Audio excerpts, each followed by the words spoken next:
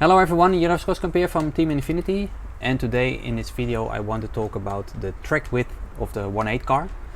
And track width is quite a nice way to tune your car, but it's not very well known what it really does, because you have track width in your front of the car and in the rear of the car, and you can see over the years the track width has been more and more narrow. And mainly because with a more narrow car, the car gets more has more steering, and it's actually a bit faster. But however, in the past we still use 263, 253, and also at that time the car drive very good. Of course, it depends on the traction and the track condition. So I was thinking today I just want to make a test. I will do 4 tests. I will make the track width very narrow, so let's say 249 and 259. Then I make the track width very wide, so 254, 264. And then I will do another test that I will drive one time 254, 259, so super wide and super narrow. And the other test will be 264 and 249. So in this way you can really see and feel what it really does, the track width. So I think it's going to be an interesting test, so come and have a look. The front track width I make 254, and now the rear track width I make 264, so it's wide and wide. So the car is very smooth and easy to drive with a wide. It corners very easy and fast. The fast corner is really easy to drive. The tight section car is a little bit understeer, but super stable, so not too bad.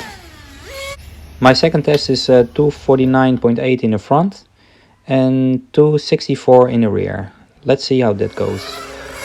With the narrow front, the car has a little bit more bite, especially at the driver's stand corner. It can hold the corner more. And straightaway is quite the same. And also this section, the Mickey Mouse section, the car has more steering and has more bite. It's still very stable in the rear. Now the third test is 249.8 in the front and 259.8 in the rear. Let's see. Now the third test, it's a narrow front and narrow rear. And as you can see, it was a handful to drive in the first few laps. Because it has a lot of steering, but it's mainly because the rear has more rotation, and therefore it's just it's a bit loose, and it actually felt quite hard to drive. I get a hang of it after a few laps, but I will say it was still just very hard to drive. It was fast for one lap, but for sure not so consistent. And now the final test. The front I put 254 almost, and the rear track width gonna be narrow. It's 259.8. So let's see what this does. Yeah, now with the wide front and the narrow rear, the car actually felt really nice. It still has a lot of steering because the rear is narrow, so it has very good rear rotation. However, the front is now wide, but you don't really feel that. It still has a lot of steering, and actually the steering is very smooth, so it wasn't that bad at all. So here I am a few days later than my test in Heemstede. This is my final thoughts about the test and the results of the test. The first run was with the wide, and actually the car drives really easy. Have a little bit understeer, but it's for the track condition in Heemstede it was really nice because it's a bit loose actually on the track.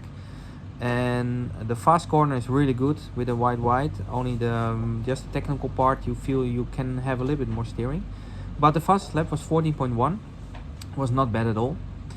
Then the next test was I believe it was the narrow front and the wide rear, and you can feel just immediately you have a bit more bite with the narrow front.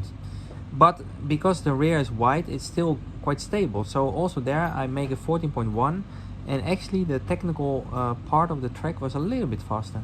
So I felt quite good with this too.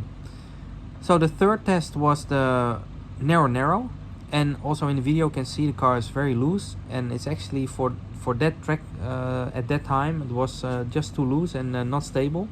It was not so fast actually for one lap. I did a 14.2, but it was not consistent at all. So I think narrow can work on a track where you have a little bit more understeer and you want to have more steering. You make the rear more narrow and you have more steering. But in Heemstede it wasn't that great. Now, and then the last test was wide front and narrow rear, and actually this was already much easier, and I still felt I had quite good steering, and also the fastest lap was 14.1. So if I can have a choice, I will choose the narrow front and the wide rear, but maybe not 249 and then 264, but something like 250 and 261 or something.